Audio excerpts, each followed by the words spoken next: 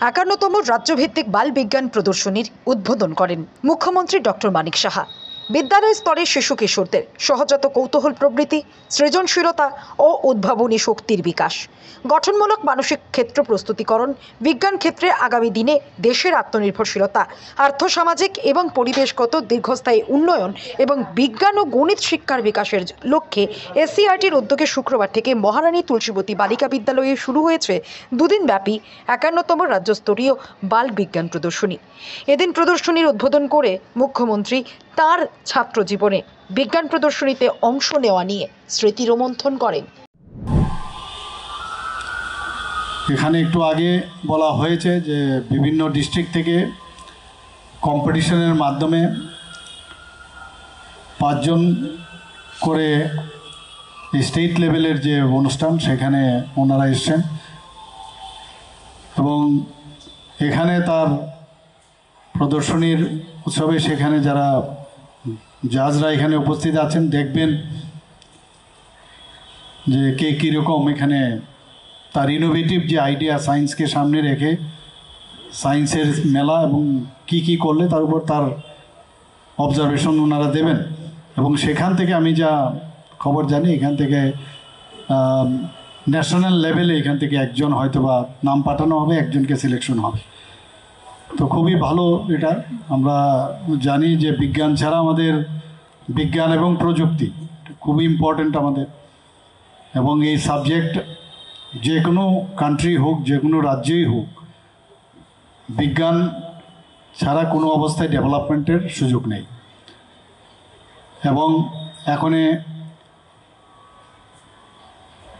আমাদের সমস্ত ভারতবর্ষেই এখন এটার উপর গুরুত্ব দিচ্ছে। আমরা জানি যে ইসরায়েল একটা খুব ছোট্ট একটা কান্ট্রি, কিন্তু সেখানে ওনারা বিজ্ঞান ছাড়া কোনো কথা বলেন না এবং সেখানে যেভাবে বিজ্ঞানকে সামনে রেখে ওনারা প্রযুক্তিকে এত ইউজ করে ডেভেলপ করেছে, আজকে সারা ভারতবর্ষ, সারা পৃথিবীর লোক ওনাদের এই দেশের দিকে তাকিয়ে থাকেন এবং বিভিন্নভাবে ওনাদের থেকে সুযোগ সুবিধা ওনাদের কাছ থেকে পান। আমরা এখানে দেখলাম যে এর মধ্যে যে আর্টিফিশিয়াল ইন্টেলিজেন্স সেটা কিন্তু এখন খুব ইম্পর্টেন্ট। আগে আমাদের সময়ে আমাদেরও সায়েন্স এক্সিবিশন হতো স্কুলে, তো এখন কিন্তু অনেক পাল্টে গেছে। আমার মনে আছে আমি উমাকান্ত স্কুলে সায়েন্স এক্সামিনেশনে আমাকে বলা হলো তুমি একটা ওখানে পার্টিসিপেট করতে হবে। তো আমি রেডিও বানিয়েছিলাম। সেই রেডিও, সেই এমিটার, রেজিস্ট্যান্স কিনে তৎকালীন সময়ে এনে তার সার্কিট বীরচন্দ্র লাইব্রেরি থেকে বের করতাম কীভাবে রেডিও। দেখলাম যে আগরতলার যে আমাদের কেন্দ্রের তার আওয়াজ চলে আসছে। আওয়াজটা যখনই আসলো এত আনন্দ লাভ করলো যে এটাও সম্ভব। কোনো গাইড করার লোক ছিল না, নিজেই আমরা এটা চেষ্টা করতাম। বিভিন্ন বললাম যে এটা লাইব্রেরি থেকে এনে আবার সার্কিটকেও পড়ারও তারও কিন্তু আইডিয়া থাকতে হবে যে কোনো জায়গায় যদি এরকম করে মানে একটা হর্ষ মতো দিল, মানে এটা তারের সাথে যুক্ত না, এটা ওই থেকে বেরিয়ে আরেকটা জায়গায় কানেকশন করবে। তো এগুলো আমরা করেছি। তো তার যে আত্মতৃপ্তি সেটা কিন্তু আজকের দিনেও খুবই ভালো লাগে।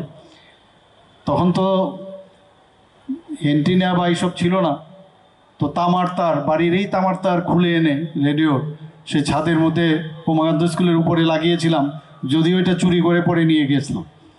তো সেই তার দিয়ে সেটা চালিয়েছি। যারা জিজ্ঞেস করতো, অনেকে যারা ওই টিচাররা বা গার্জিয়ান বা যারা আগরতলা শহরের বা বিভিন্ন শহরের লোকরা আসতো, তো এক্সপ্লেন করতে হতো। তো যা বুদ্ধিমত্তা ছিল তার মধ্যেই যা বলার বলতাম। কিন্তু এখন আমি যা দেখি, যখন বিভিন্ন জায়গায় এই ধরনের এক্সিবিশনে যায়, ছেলেমেয়েরা অনেক বেশি উন্নত, অনেক বেশি স্মার্ট। তারা একদম পুরো ডিটেলস। আমি বিভিন্ন জায়গায় কিছুদিন আগেও এখানে একটা মেলাতে আমি গিয়েছিলাম। সত্যি কোথায় এখন দেশ চলে গেছে। তো সেটা চলবে হয়তোবা আগামী দিন। এখন মানে কম্পিউটারের যুগ, ডিজিটালাইজেশন